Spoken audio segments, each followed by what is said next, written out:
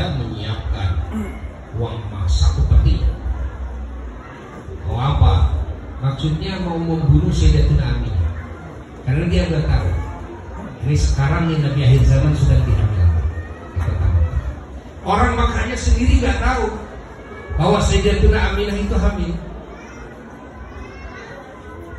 Dan kehamilan Sayyidatuna Aminah tidak kelihatan. Kenapa? Karena perutnya tidak membengkak seperti umumnya wanita yang hamil. Sampai 9 bulan tidak membengkak. Kenapa ya begitu? Karena yang ada di dalam rahim, ya kan, bukan sembarang jasmani, tapi jasmani yang diciptakan dari nur, dari cahaya. Maka tidak heran waktu lahir pun juga tidak merusak farji ibunya. Dalam sebagian riwayat tidak melewati farji ibunya. Dan tidak heran begitu mau dilewat pas malam kelahirannya memancar cahaya dari perutnya Sayyidatuna Aminah sampai ke langit. Sampai dengan cahaya tersebut Sayyidatuna Aminah melihat dari dalam kamarnya tidak terhalang dengan tembok, kelihatan gedung-gedung yang ada di ibu kota Yaman, yang ada di Syria kelihatan. Subhanallah. Wajar. Kenapa? Memancarkan cahaya. Cahaya tersebut adalah dari sang bayi ini. Ya. Kenapa begitu? Karena kan jasadnya diciptakan dari apa? Dari nur. Ya. Wajar ketika lahir itu juga tidak ada kotoran, tidak ada plasenta, tidak ada balia, tidak ada ketuban. Ya. Dan sudah dihitan dari kodratnya. Ini bibir kelopak matanya sudah pakai celak dari kodratnya. Ya. Hitam. Allah. Ibunya tidak bisa melihat auratnya, padahal ke anak sendiri. Semua wanita yang pernah mengurus beliau tidak ada yang bisa melihat dan tidak ada yang bisa menyentuh bagian auratnya. Dan mulai lahir itu ibunya Siti Soibah As-Salamiyah, Siti Halimah As-Sa'diyah, Ummu Aiman, ya kan? Tidak ada yang bisa melihat keluarganya, kata eyangnya, kata buahnya. Semua tidak pernah menemukan kencingnya, tidak pernah menemukan beraknya, kotorannya. Wajar saja, kan diciptakan dari apa? Lalu di siang hari, kenapa ini? Kalau ada cahaya, jasadnya tidak ada efek apa? Bayangan. Kenapa ya? Kita kan ada efek bayangan tuh kan? Ini nggak ada efek bayangan. Wajar saja. Karena jasadnya diciptakan dari apa? Nur. Kita dengar dalam riwayat hadis, istri-istri Rasulullah SAW kalau bagian Nabi kita kilir, ya, masuk ke rumahnya, itu istri Nabi itu tidak pernah nyalain lampu. Ya, di malam hari. Kenapa? Karena suasana jadi terang dari jasad baginda Rasulullah Sallallahu Alaihi Wasallam. Wajar saja, kan jasadnya diciptakan dari nur. Jasadnya wangi, kalau keluar keringat semakin wangi, tercium dari yang jauh. Hatta orang kafir pun juga tahu dan menciumnya. Sehingga orang kafir ketika Rasulullah SAW dulu di Makkah, beliau jalan, lalu setelah itu tidak kelihatan lagi baginda dan berjalan. Di situ ada kaum kafir Quraisy yang sedang nongkrong di situ. Lalu Rasulullah entah ke jalan mana, karena ada jalan dua, ke kanan dan ke kiri, entah ke mana. Begitu ditanya itu orang kafir Quraisy oleh sebagian sahabat Nabi Sallallahu, barangkali kau lihat Muhammad lewat sini. Oh iya, tuh lewat ke sebelah yang sana.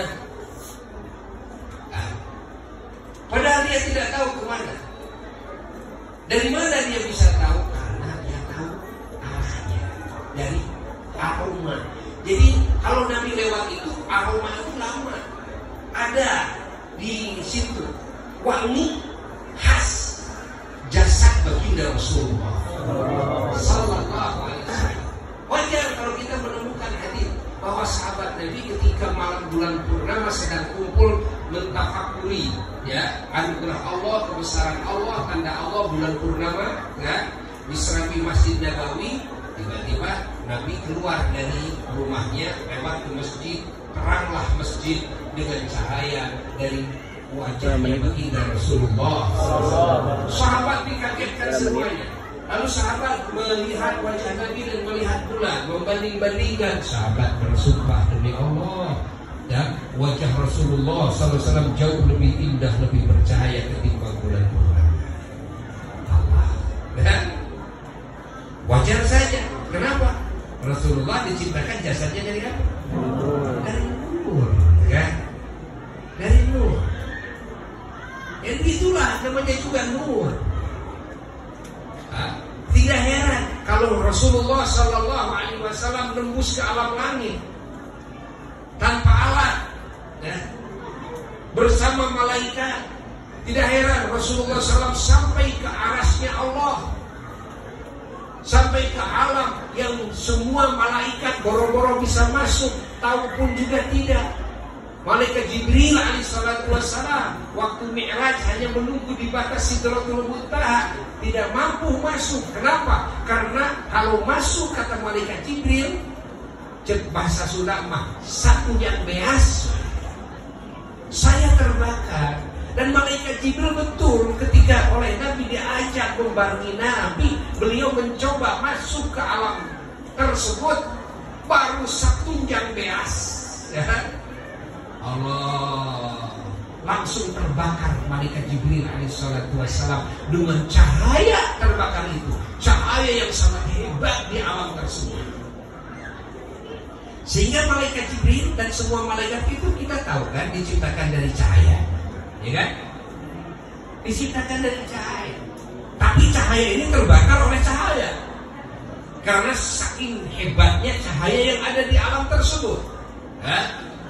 Sehingga malaikat Jibril alaihissalatu wassalam yang wujudnya sangat besar sekali, di mana beliau punya sayap 600 sayap. Kalau satu saja sayapnya, ujungnya saja dimasukkan ke alam dunia, yang aslinya malaikat Jibril, alam dunia ini penuh dengan ujung dari satu sayap yang 600 sayapnya malaikat Jibril alaihissalatu wassalam.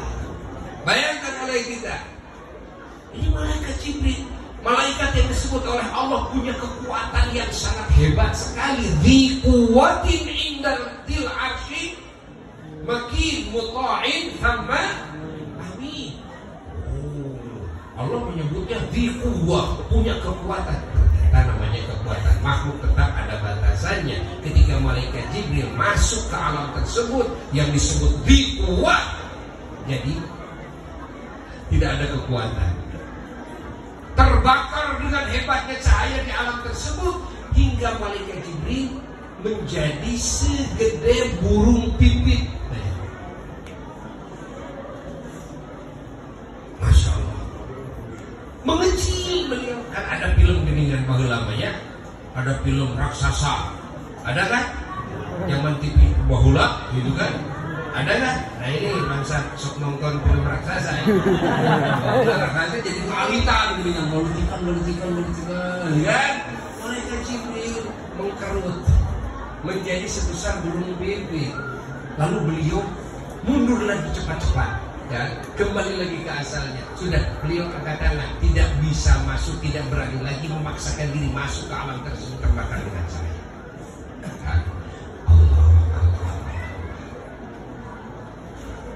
Tapi Nabi kita malah masuk, enjoy saja Nabi kita masuk tanpa terbakar. Nah, kenapa? Jawabannya enteng. Yang pertama, Nabi kita diciptakan dari apa? Nur. Yang kedua, kan malaikat Jibril juga dari nur. Kan alam itu juga diciptakan dari nur Nabi kita. Aras diciptakan dari nur Nabi kita. Alam itu Sidratul Muntaha itu diciptakan dari Nabi kita. Jadi yang lebih hebat, yang lebih kita. Masa alam itu cahayanya bisa membakar cahaya Nabi kita? Wong cahaya alam itu semuanya diciptakan dari cahaya Nabi kita. Itu logikanya, gitu kan? Begitu logikanya. Allah. Bahkan semua alam mendapatkan cahaya dari Nabi kita. Ketika Nabi kita masuk ke alam tersebut menjadi tambah sinarnya. Allah. Sampai ke Arsyur Rahman, ke arasnya Allah. Nabi memakai terumpahnya sampai ke atasnya arasnya Allah, sehingga arasnya Allah diinjak oleh terumpahnya Nabi. Masya Allah, terumpahnya Nabi di atas arasnya Allah. Apa itu aras? Alam yang meliputi seluruh semesta alam, alam yang paling tinggi. Nabi berdiri di atas arasnya Allah. Pahami oleh kita. Dan kita juga mendengar nanti pada hari kiamat juga sama begitu. Nabi berdiri di atas arasnya Allah. Bukan gitu dalam hadis. Nanti pada hari kiamat. Waktu Mi'raj juga begitu. Masya Allah. Nabi menginjakkan kedua telapak kakinya dan Nabi memakai terumpah saat itu, sehingga terumpahnya di atas arasnya Allah.